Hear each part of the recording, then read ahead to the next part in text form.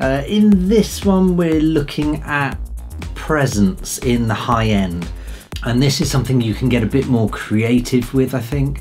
Whereas if you compare it to, so in fact this room, I don't know if you can hear, but the sibilances of my S's and my T's tend to be a little bit more lively because I've allowed space in the room for it to bounce off properly. Or if you think of when you sometimes go into a restaurant or even a living room or something like that, the sound of the room is a bit more lively. So that's kind of what we're aiming for, is that little bit of crisp reverb, but only very subtle on certain things.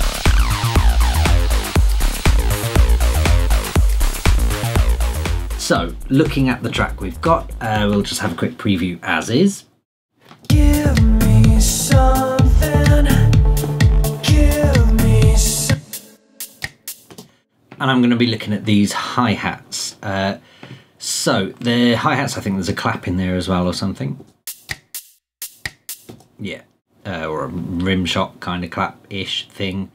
So the first thing I'm going to do on this is just add a touch of reverb. It's not, we're not looking at reverb like an effect where, I mean, default like this. You know, that would be completely over the top and unnecessary. All we're going to look at is really just getting a slight bit of presence in the high end. So you can see by default on the reverbs here, it really cuts off from anything above 830 Hertz by default here. So I'm going to swap these around, get rid of the high cut and bring in a low cut. And I am going to go 100% wet just so that I can listen to what I'm cutting out. And I'm going to play around with this and see where we get.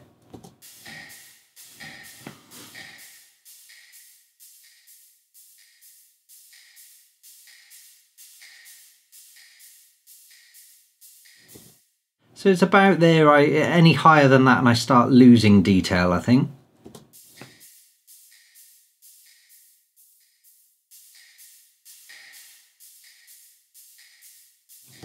Yeah, so it's about 12 or 13 kilohertz there or thereabouts, and that's where I'm starting to hear just a little bit of reverb. So that's essentially the frequency I'm going to deal with in this instance, and then I'm going to bring the decay time right down. So let's do that.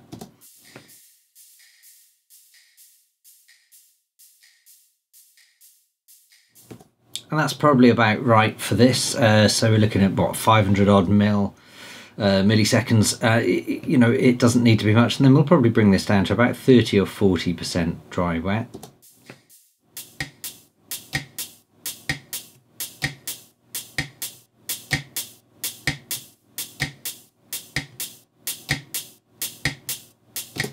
Yeah, so you can hear as I'm toggling through those, it's not a drastic difference, and that's kind of the point that I'm trying to stress here. We're not doing this for a huge effect. We're not doing this as a huge creative choice. It's just something to add a little bit of detail in the high frequencies. And on that note, I'm then going to grab an EQ8. I could have used a 3, but whatever.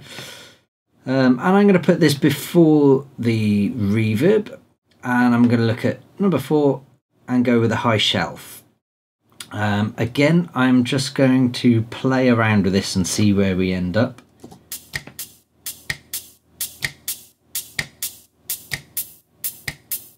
So I'm going to give it quite a sharp Q factor so you can see it's quite steep. It's not going to be this much gain in the actual thing. I'm just going to play with the frequency and find the sweet spot.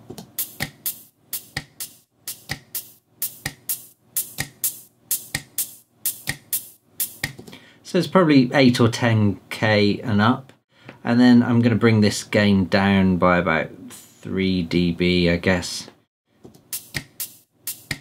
And then if I group these two, so highlight them all, Apple G to group, and then I can toggle them both on and off at the same time just to listen.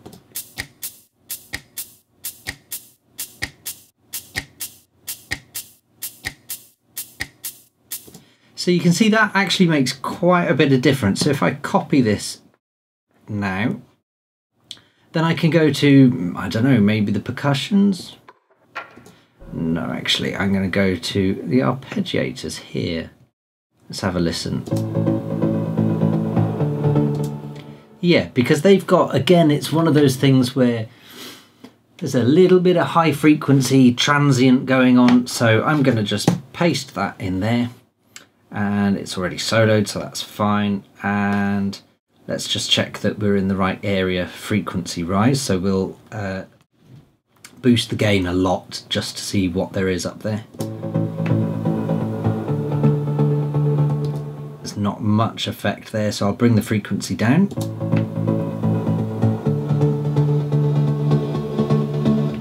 There you go, so you can hear it's around 3K is where we're getting a lot of presence. And then I'm going to bring it down so it's not too over the top. And I'm going to maybe extend the decay. So let's go 100% wet and have a listen. Ah, there's nothing there, so that's interesting. Oh, that's because we had the low cut here. So let's bring this down to join it.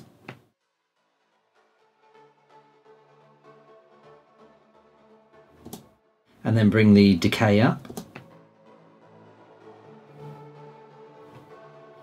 So you can hear how subtle that is now, because it's really only getting, when we're 100% wet, we can see it's only really affecting above 1 kilohertz, and there really isn't that much going on there at the moment. So we can bring this down.